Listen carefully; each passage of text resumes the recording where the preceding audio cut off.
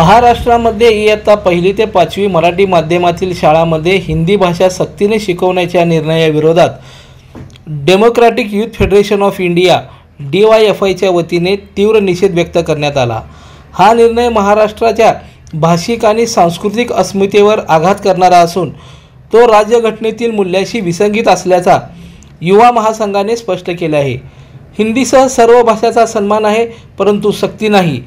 युवा महासंघाच्या केंद्रीय समिती सदस्य ॲडव्होकेट कॉम्रेड अनिल वासम यांनी असे म्हटले आहे की हिंदीसह सर्व भाषांचा आम्हाला अभिमान आहे, आम्ही त्यांचा सन्मान करतो, मात्र मातृभाषा मराठीला डावलून दुसऱ्या भाषेची सक्ती करणे योग्य नाही। ही भाषा महाराष्ट्राचा आत्मा आहे, तिच्या अस्मितेला नख लागू देणार नाही, असं ॲडव्होकेट कॉम्रेड अनिल वासम यांनी सांगितलं।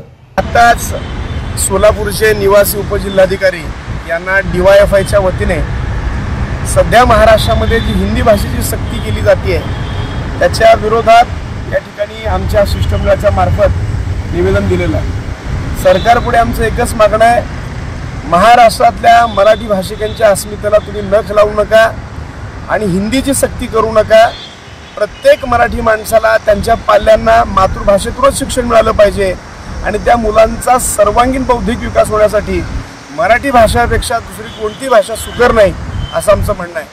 म्हणून सरकारने तात्काळ हिंदी भाषेची सक्ती मागे घ्यावी, अन्यथा आम्ही तीव्र आंदोलनाच्या पवित्र्यात उतरू अशा पद्धतीचा इशारा या ठिकाणी आम्ही दिलेला आहे। सोलापुरामध्ये निवासी उपजिल्हाधिकारी यांना निवेदन देण्यात आले। या प्रसंगी सोलापूर जिल्हा समितीच्या वतीने जिल्हाध्यक्ष साथी विक्रम